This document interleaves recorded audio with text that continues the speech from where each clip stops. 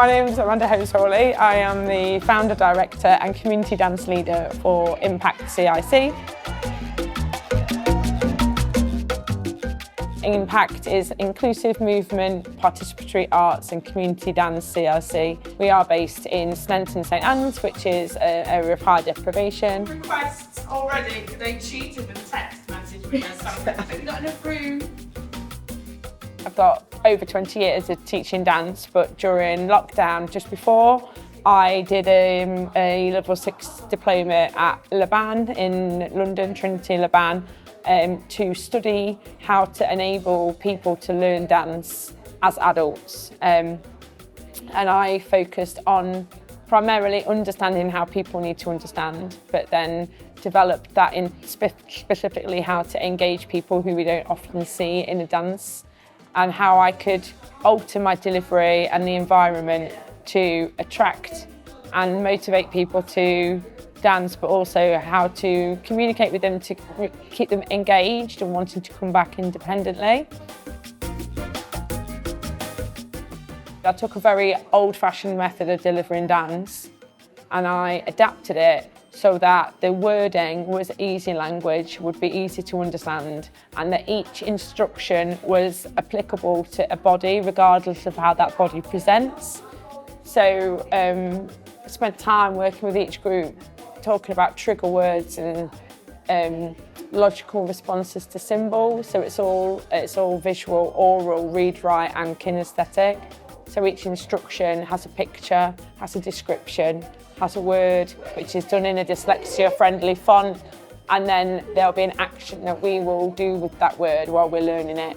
And then I use that now through all of my delivery. My able-bodied, self-funding adults that learn with me in Latin dance, right through to people with no independent movement, or I work with a lot of dementia groups at the minute, so use that with them, but we also use it when we work, in every activity, but we've been trialling it now for 3 years through a number of Arts Council funded projects, and as yet we haven't found anywhere it hasn't worked. We very much believe that movement and dance and community creativity is vital for people to feel valued and have a good quality of life.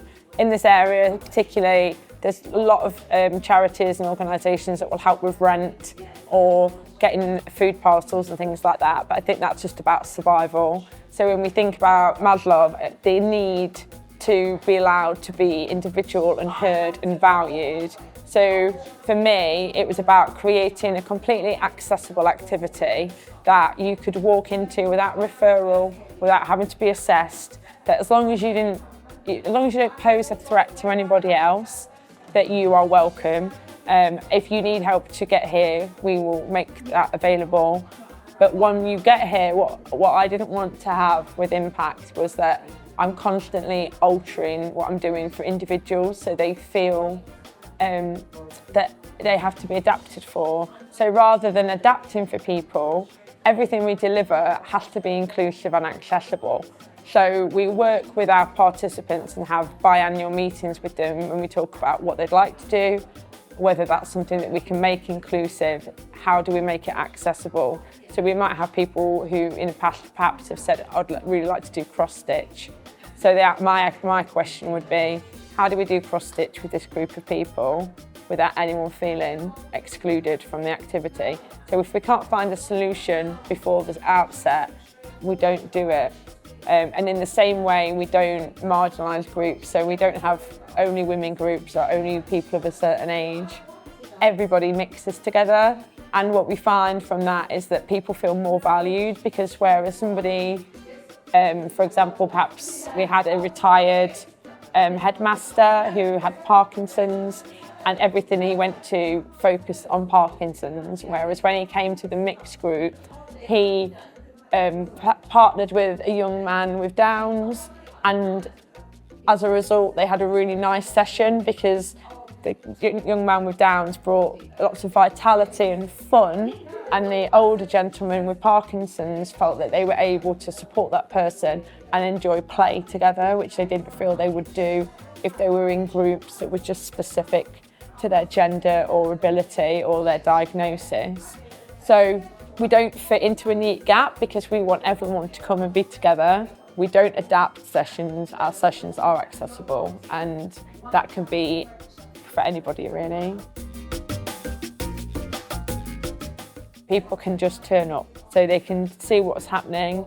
They don't need to get stressed out with any referral forms or applications. They can either just turn up or they can phone, or if they'd prefer to book and communicate anything with us privately before they come, then equally they can do that.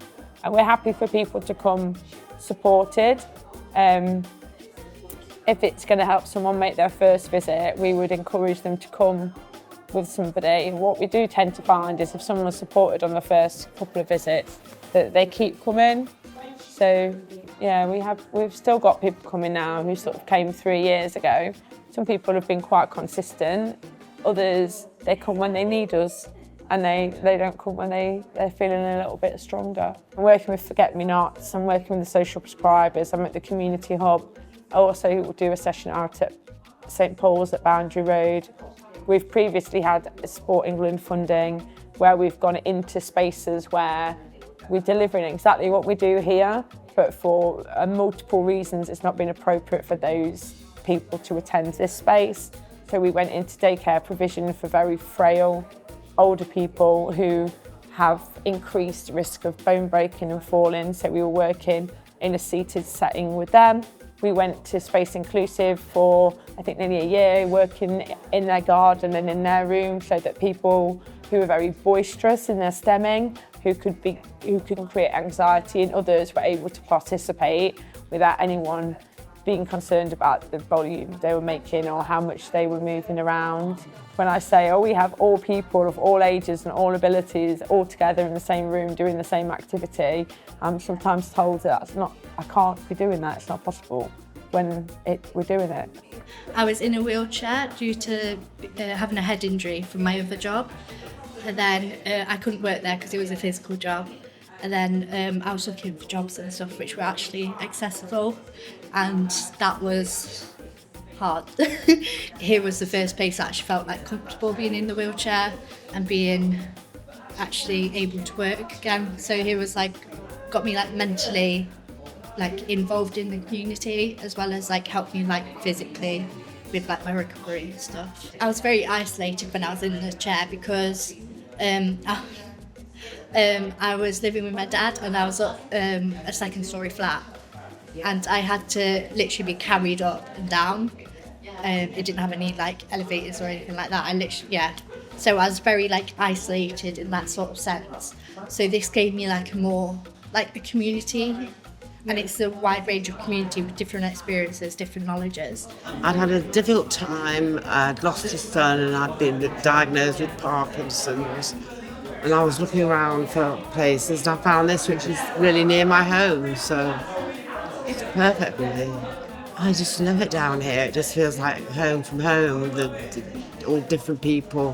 When we are indoors, especially when people come in, touching is very important, but people don't understand. Even though the people touch you, people hug you, it makes a lot of difference to us. We feel like we are so homely and people concerned about us, so it makes our day. So that's the reason why I like to come here. I've just been speaking to Hannah in the chair there, and she's got so much energy. It's really good to see people with disabilities that actually, once you're dancing, you've got no disabilities. I love that. That we, all of us, whoever we are, have some kind of trauma, or we're facing trauma, or we're going through something. I think to have a community of dancers, and the way Amanda brings it together with her professionalism and respect for people, I think is quite amazing. Where the NHS aren't able to look after people in the same way that Amanda does because of her inclusivity, people can dance who probably would be told they couldn't. We have a couple of people who were supported, but they're now coming on on their own here. And it must be saving hundreds, if not thousands of pounds, because these people aren't seeking any support from the NHS. They have some wonderful activity to look forward to every week. If they want to come twice a week, they can. How do you feel when you come to the sessions? How does it make you feel? More happy. More happy. I can see when you were dancing, you seemed to be really happy when you were doing the dancing. And I liked your dance moves as well. So do you, when you come to the sessions, you feel happy? And does it make you feel better, like help you with your health? It helps for talking people. You like meeting people here? More happy, it helps for talking people. I'm just a happy, bubbly, even though I'm in pain, I try to put a smile on my face and I just kind of, it gets me out of the house, let's put it this way, because I'm getting over a broken shoulder. It's the only way I get out. When I go home, all I'm doing is just sitting in front of the television. I just walk in the door, take my shoes off, hang my coat up, and I just switch the television on. And that's me until the next day. I'm doing exercise in the chair, but I like to dance. Yes, I like to dance, but if you can't get up, you try to improvise and do something else. If you've got things and problems or whatever, you come here and they disappear for that amount of time.